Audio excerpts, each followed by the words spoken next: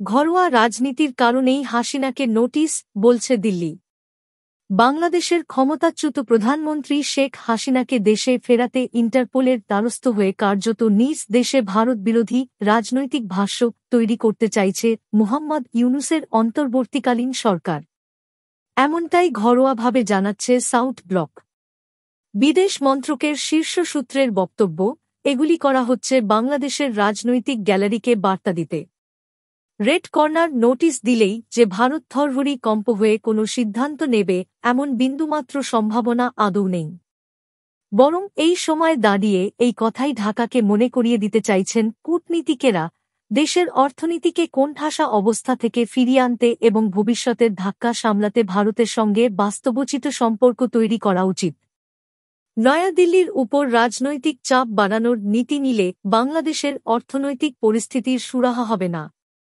আপাতত বিদ্যুৎ বকের বিষয়টি নিয়ে প্রবল চাপে রয়েছে বাংলাদেশের অন্তর্বর্তী সরকার। বকেয়া ৮৬.৬ কোটি ডলার পরিশোধ না করায় চলতি মাসের প্রথম থেকে বাংলাদেশের বিদ্যুৎ সরবরাহ ৬০% কমিয়ে দিয়েছিল আদানি গ্রুপ। একই সঙ্গে ৭ নভেম্বরের মধ্যে বকেয়া না মেটালে সরবরাহ বন্ধ করার হুমকিও দেওয়া হয়েছিল।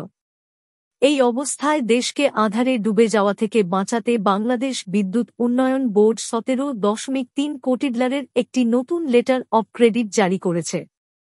অর্থাৎ বকেয়ার কিছু অংশ মেটাতে পেরেছে। এখনও অনেকটাই বাকি। কিন্তু শুধু বিদ্যুৎ ক্ষেত্রেই নয়, অন্য অনেক অর্থনৈতিকভাবে গুরুত্বপূর্ণ বড় পুঁজির প্রকল্পে ভারতের উপর নির্ভরশীল ঢাকা, যা গত কয়েক দশকে সে দেশকে উন্নয়নের পথে এগিয়ে নিয়ে গিয়েছে। গত কয়েক বছরে ভারত প্রায় ৮০০ কোটি ডলার নামমাত্র সুদে ঋণ দিয়েছে বাংলাদেশকে।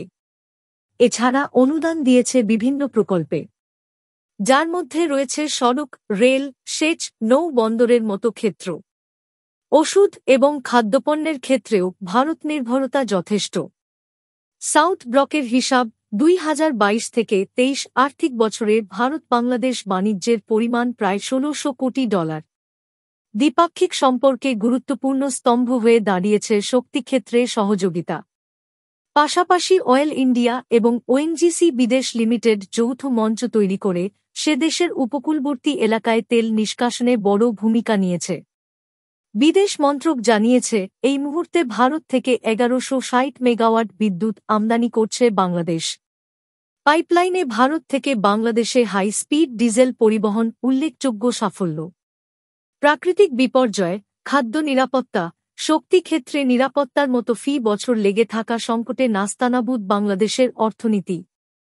সূত্রের বক্তব্য, এই ক্ষেত্রগুলিতে ভারতের সহায়তা বাংলাদেশের অর্থনীতিকে সামলাতে খুবই জরুরি। এখন শেখ হাসিনার সময়েই বৈদেশিক ঋণের পাহাড় জমেছে।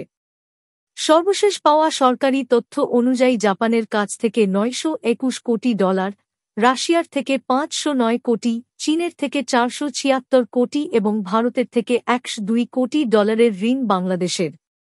বাস্তবে ঋণ আরও বেশি। তথ্য অনুযায়ী ২০২৩ সালের জুলাই থেকে ২০২৪ সালে মার্চ পর্যন্ত বাংলাদেশ ৫৬৩ কোটি ডলার ঋণ নিয়েছে। আওয়ামী জমানার এই ঋণের কিস্তি শোধ করতে হবে এই সরকারকে। পরিস্থিতি এমন দিকে যাচ্ছে যা সামাজিকভাবে নৈরাজ্যের জন্ম দিতে পারে বলে আশঙ্কা করা হচ্ছে। জ্বালানি ও বিদ্যুৎসহ কাঁচা বাজারেও মূল্যবৃদ্ধি আকাশ ছোঁয়া। বাংলাদেশ আর্থিকভাবে দেউলিয়া হয়ে পড়লে তা ভারত তো বটেই, গোটা দক্ষিণ এশিয়ার পক্ষেই চ্যালেঞ্জ হয়ে দাঁড়াবে। দিল্লির মতে, এই কোণঠাসা পরিস্থিতিতে ভারতকে চাপ দেওয়ার চেষ্টা না করে বরং ভারতের সহায়তা নিয়েই অর্থনীতিকে কিছুটা চাঙ্গা করা লক্ষ্য হওয়া উচিত ইউনূস সরকারের।